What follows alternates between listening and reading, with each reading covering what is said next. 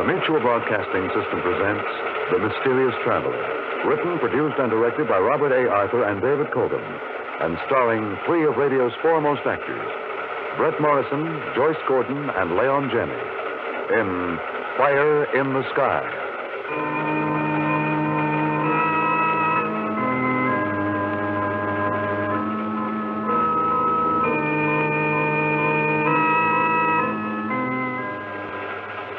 This is the Mysterious Traveler, inviting you to join me on another journey into the realm of the strange and the terrifying. I hope you will enjoy the trip, that it will thrill you a little and chill you a little. So settle back, get a good grip on your nerves, and be comfortable, if you can, as we join two young people who find themselves in the strangest situation human beings ever encountered. It's the story I call Fire in the Sky.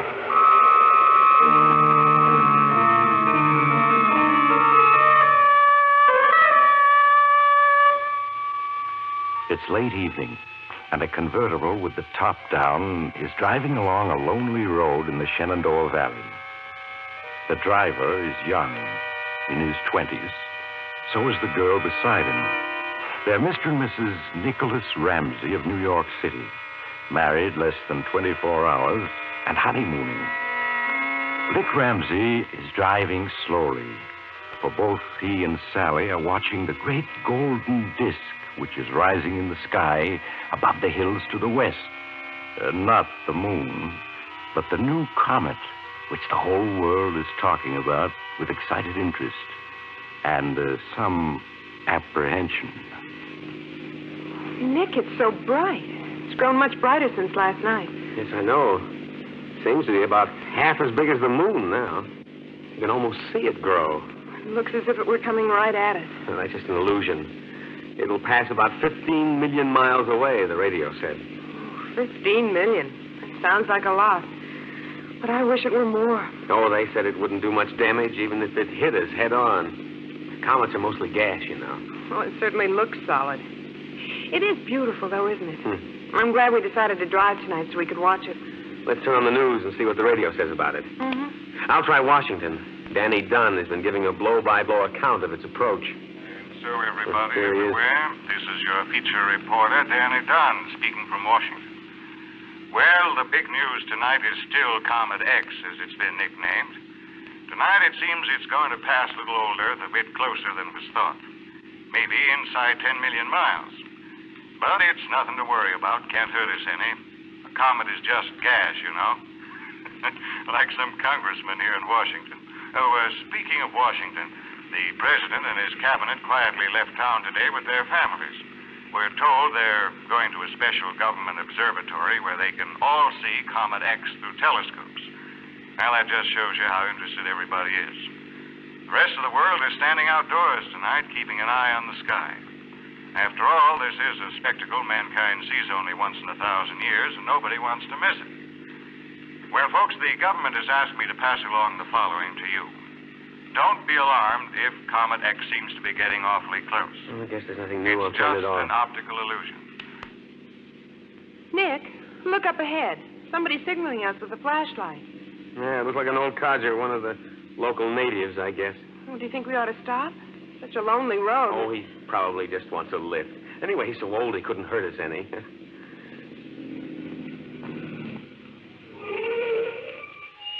Hello, you want a lift? Oh, evening, folks. Mighty glad you come along. I need some help bad. Help? It's my partner. Rock slide fell on him, crushed his chest in. He's down in the mine. I need help to get him out. You're a miner? That's right, ma'am. Name's Jones. Jerry Jones. We got us a mine up this road about a quarter of a mile. Poor Sam hurt himself an hour ago. Been waiting ever since for somebody to come along. Well, Sally, I guess it's up to us. We can't leave some poor fella dying and not help. But, Nick, are you sure? I'm sure it's all right. Okay, hop in, Mr. Jones. We'll have your partner out just as quick as we can.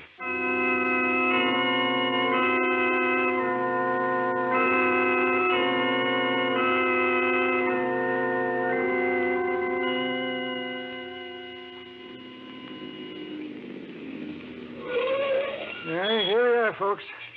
The little shack covers the mine shaft. Well, come along, Sally. Mm-hmm. I'm sorry we haven't any first aid equipment, Miss Jones. Oh, got some down below.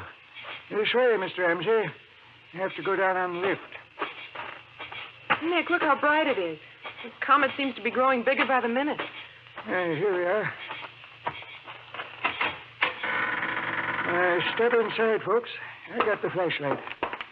Huh. You've got a regular mine lift in here. Machinery and everything. What kind of mine is this? It used to be a coal mine. Got abandoned. Me and Sam, we found a little vein of diamonds down in the coal. Diamonds? Now, wait a minute. There aren't any diamond mines in this country. Sure there is. Got some down below. Prove it to you after we fix up, Sam. Please step on the lift, Mr. Ramsey. Nick, I think this is a trick. So do I.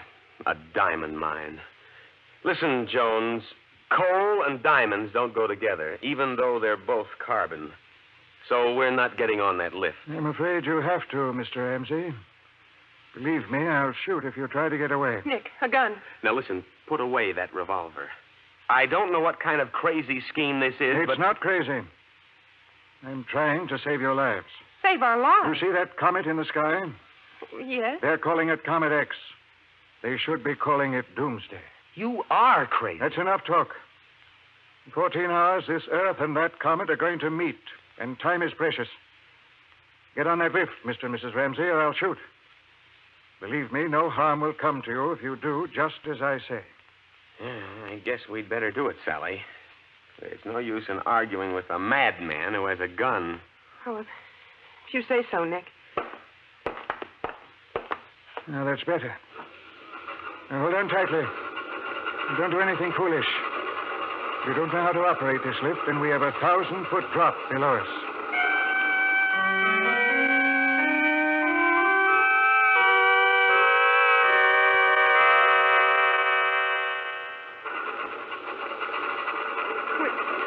We've been going down for so long now. We're almost at the bottom, Mrs. Ramsey.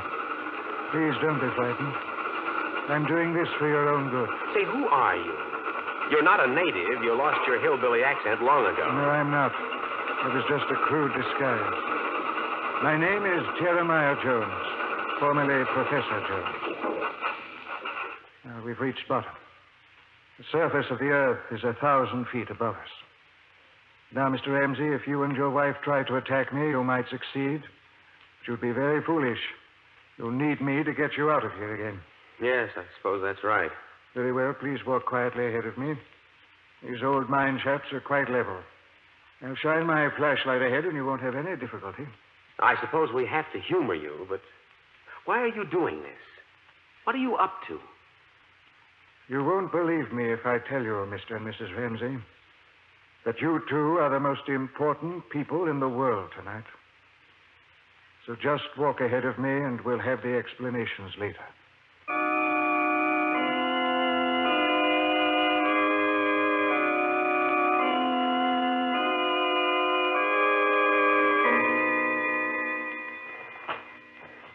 How much further is it? All these tunnels is winding and twisting. Nick, I'm completely lost. Listen, Jones, if that's your name. Come to your senses. Take us back to the surface, and we'll forget this happened. Careful, there's a door ahead of you. Oh, yes. Push it open and go in. Well, shine your flashlight inside. We can't see a thing. You'll find a light switch beside the door.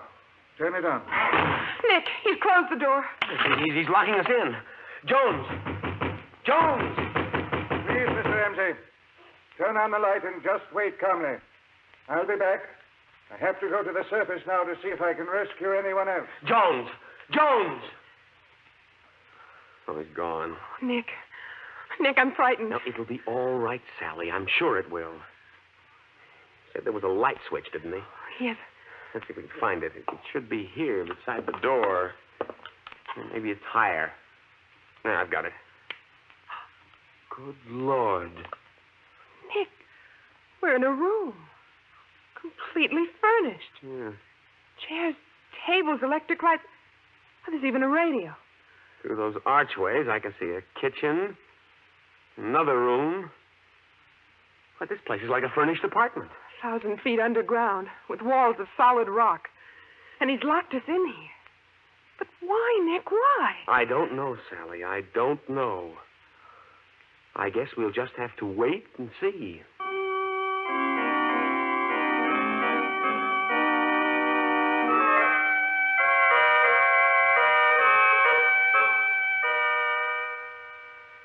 Nick, what time is it? How long have we been down here? It's 2 a.m. We've been locked in here nearly 4 hours. Nick, it's crazy. He's a madman. He must be. I wonder. If he's mad, there's certainly a method in his madness. But look around you. There's furniture, a radio, a kitchen. There must be a generator someplace to supply these lights. That's what I mean. Only a madman would fix up an old abandoned mine like this. You know, I've just placed his name. Professor Jeremiah Jones. Who is he? He's an obscure astronomer who 10 years ago claimed to have discovered a comet no one else could see. And he dropped out of sight.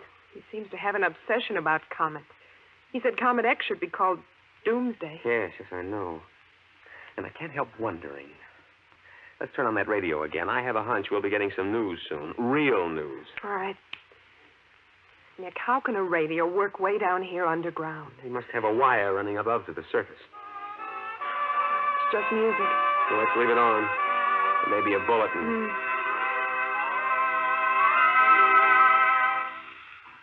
Hello, everybody. This is your special reporter, Danny Dunn, back with a very important bulletin. Nick. Shh, we've got to I've hear this. just come from a meeting at the Smithsonian Institute, and I have some last-minute news about our mysterious visitor, Comet X. He's leading up to something. Now, folks, I don't want to alarm you. Panic won't help anybody. But it looks as if there may be some danger after all, and it's only common sense to be prepared for it. Oh, Nick. It seems Comet X is not holding to the course predicted for it. Its orbit now intersects the Earth's. In about 10 hours, the Earth will pass through the glowing heart of the comet. Just as Professor But Jones I told us. repeat, there is no cause for undue alarm. And I have Mr. Andrew Weatherby, head of the Scientific Bureau, here at the microphone to tell you in person what to expect. Mr. Weatherby, please. Nick, give me your hand. I'm frightened. Yes, this is big if they've got Weatherby himself on the air. Good evening, everyone. As you all know, a comet is composed largely of glowing gases. Now, just what effect these gases may have when the Earth passes through them, we do not know. But we anticipate they will be so tenuous they will hardly be noticeable. However, accompanying the comet is a core of tiny particles of rock and iron. Now, these, entering our atmosphere, will cause a spectacular display of shooting stars and may do some damage. I'll bet. Accordingly, the government is asking everyone to take the following precautions. Within the next 8 hours, take shelter, underground if possible. Otherwise, in cellars or in air-raid shelters. Take with you all the food and water you can manage. Take bedding, warm clothes. And be prepared to stay under shelter for at least 48 hours. Begin your preparations now. You will receive further instructions by radio. But above all, remain calm. Well, folks, this is Danny Dunn again. I'll be standing by all night long to bring you the latest. Keep tuned in, and don't worry. This will be a great story to tell your grandchildren. So long for now. Nick, there's something they're not telling us. I'm sure of it. Do you suppose that the Professor Jones back. Why, Professor. Oh, Nick, he has 2 little children with him. Oh, one of them's just a baby. A little girl. Here, give it to me. There, it's all right. You mustn't cry. Everything's all right. Thank you. Now, if you, Mr. Ramsey, can take this little boy. Fortunately, he's still sleeping. Yes, let me have him. I've got him. Now, you sit down. You're all in, and there's blood on your coat. I'm afraid I've been shot. Oh. I'll put the boy on the couch there. Yes, he's still sleeping soundly. Now, let me look at you. Let me get this coat off. Oh, I'm sorry, but it's got to come off. There. Oh, you've lost a lot of blood. Yes, I know it. Too much, I'm afraid. You'll have to cut your shirt loose and fix a bandage. Sally, can you help me? Oh, yes, baby's gone back to sleep. I'll put her down on the couch, too. There. Now, what shall I do, Nick? I'm going to cut away the shirt. You pull it loose as I cut. All right. How did you get shot, Professor, and where did you get those children? I went out to bring back more people to this shelter. There are no cars on the road. I went to a house a mile or so away. Family and some visitors were out on the lawn watching the comet. That's fine, Sally. Now give me something to wipe away the blood. Oh, here, my scarf. I knew if I tried to persuade them, they'd think I was crazy. I saw the children, a boy and a girl, asleep in the back room. I stole them. Baby woke up and cried. Somebody shot at me. I got away in the darkness. Catch him, Nick. I've got him. Help me ease him into this chair. All right. He's passed out from loss of blood. And here we are, stuck down in an old mine 1,000 feet underground with 2 children that he's taken from their families.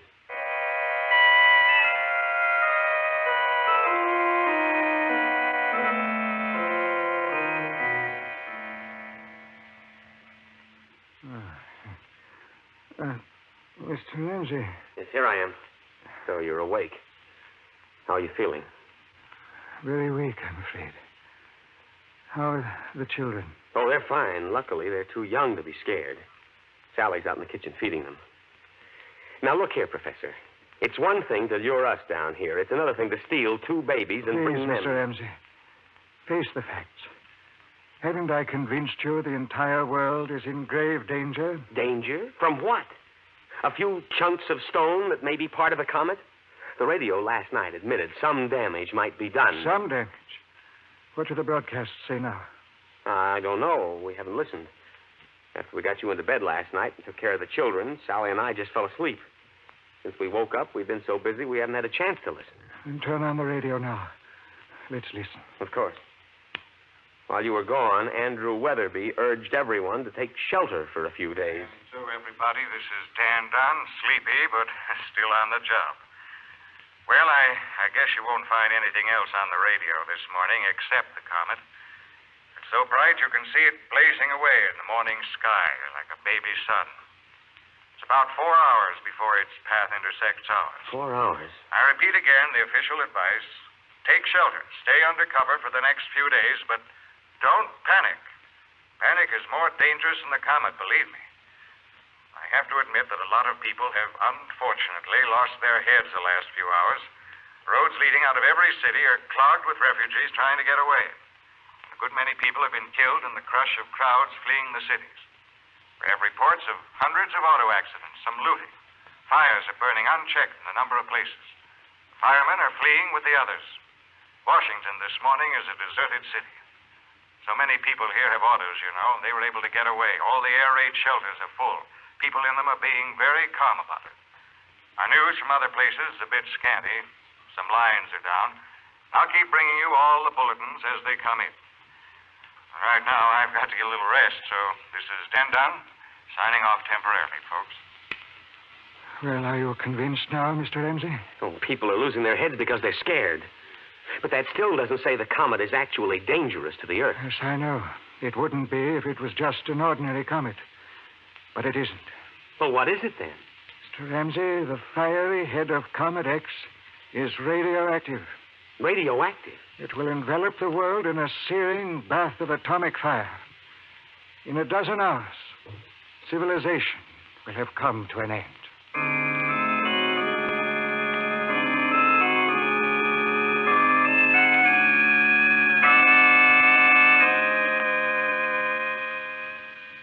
How's the professor, Nick?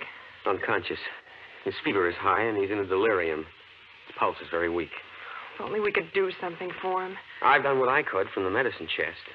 In his mind now, he's reliving the time 10 years ago when he first discovered Comet X and predicted that it was radioactive. He predicted that? Yes. Yes, we had quite a talk while you were busy with the 2 kids. He was an obscure professor of astronomy in a little college. He found a speck of light wandering around in the sky, identified it as a comet, analyzed it as being radioactive, and predicted that on its next visit it would strike the Earth. And nobody believed him? Well, the comet had vanished by then. Everybody thought he'd imagined it. And when he claimed it was radioactive and would destroy civilization, that was too much. He was fired, he had a breakdown, and was in an institution for years. Oh, yes, now I remember. I read something about it years ago. But the war was on, and people had other things to think about. Everybody forgot Professor Jones and the comet. You see, the atomic bomb hadn't been developed then, so the idea of an atomic comet was considered plain crazy. And now it's come true. Oh, Nick. Yes. Well, let's turn the radio on again, see if Danny Dunn is still broadcasting. All right. What time is it? Well, my watch says 8. Must be 8 at night. No way to be sure way down here underground. Well, everybody, Yes. I don't guess there's much more I can say. We're broadcasting from the sub-basement of the building. There's about 6 of us locked in here. I don't know how much longer we can hold out. We haven't had any communication from outside Washington for the last hour. All wires are dead. Can't pick up any other radio broadcasts. Washington's a dead city now. It's a weird sight. We have a television camera hooked up on the roof. Shows all of the big government buildings outlined by a ghostly, greenish light. Luminous gas surrounding the head of Comet X.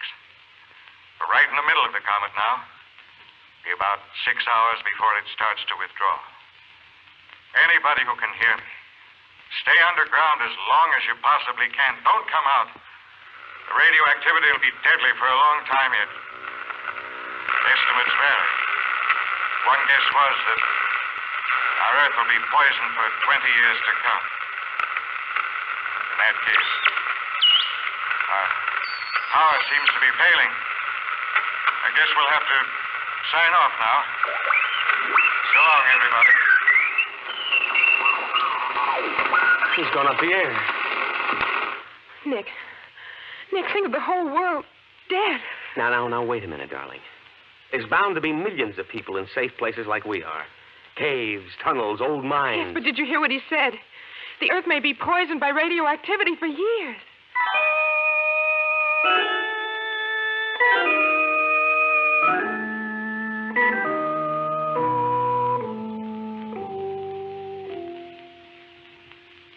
Mr. Ramsey. Yes? Mr. Ramsey, Yes, Professor? I'd like some water. Of course. I'll bring it. Here you are, Professor Jones. Thank you. How are you feeling? My head is clear, but I'm very weak. How long was I unconscious? Almost 2 days. 2 days. Then the comet Has come and gone. and the world. The radio's dead. We can't pick up anything. The last report from Washington said it was a dead city. If only they'd listened to me 10 years ago. Now, you mustn't upset yourself, Professor. You did everything one man could. Yes. When I was released from that institution last year, I set about fixing up this refuge. I bought the old mine. All by myself, I brought down furnishings, machinery, food. When I tried to get a few people to join me here, they thought I was insane again. We understand, Professor. In the end, I had to resort to desperate trickery, which got you here. And we're very grateful for it, sir. And I stole 2 children, a boy and a girl. Out of the whole world, you 4 are all saved. But there must be other people alive somewhere. Yes, of course, now. By the time the surface of the Earth is livable again. Will it really be 20 years? Yes, Mrs. Ramsey. Between 15 and 20 years before the human race can once again live on the Earth's surface. But in even 15 years, the people who are still alive now... Exactly. Some will live. Human race is very tough. But they may be terribly changed. To reestablish civilization, we can only be sure of you 4. Oh, no. My dear, you mustn't be dismayed. I've planned carefully. There's everything you'll need for 20 years down in this cavern. Medicine, food, clothing, books, gasoline. You must not go above ground until it is absolutely safe. Then you will find the world changed. Animal life, plant life, it may have been altered greatly by the radioactivity, but it will be safe then. Professor, you're too weak to talk. No, I must talk now. I haven't much more time. Of course you have. You're going to get well, Professor. We need you. I wish I could, but I won't. Now listen. Build for a better world. We seem to have gotten off the track somehow. Maybe nature simply decided to be done with us when she sent that comet. I don't know. But this is a chance to start over again and do better.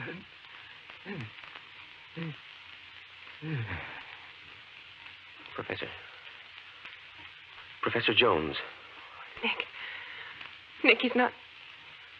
I'm afraid he is. He's dead, darling. We're left. You and me. Down here 1,000 feet underground. We have to live here. For 20 years or more.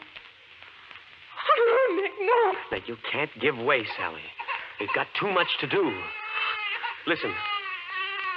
It's the baby. I've got to go to her. That's what I mean. We have to take good care of those kids. Yes, of course, Nick. Of course we do. And we'll have to give them names. We could call them Adam and Eve, but let's not. Suppose we just call them Johnny and Susie. Yes, Nick. All right, Susie. I'm coming.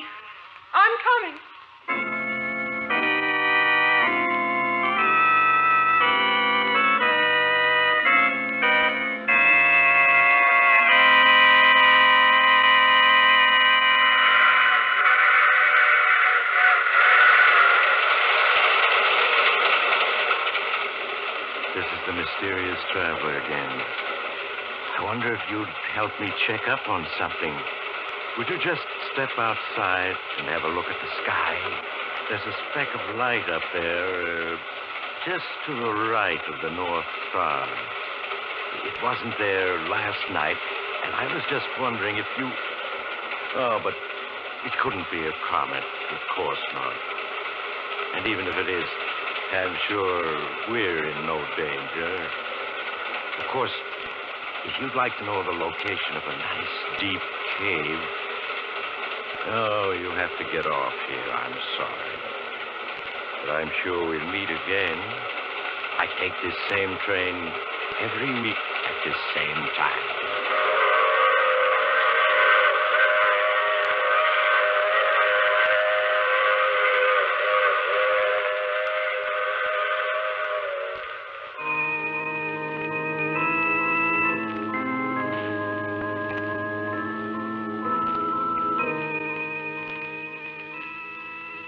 You have just heard The Mysterious Traveler with Maurice Tarplin in the title role. Others in our cast were Brett Morrison, Joyce Gordon, and Leon Janney. Original music played by Fred Mendelssohn.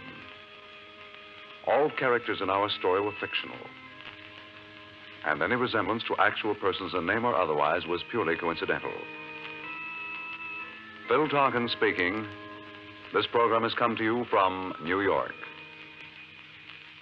For news as it happens, from where it happens, listen to the Mutual Newsreel every weekday evening over most of these same Mutual stations.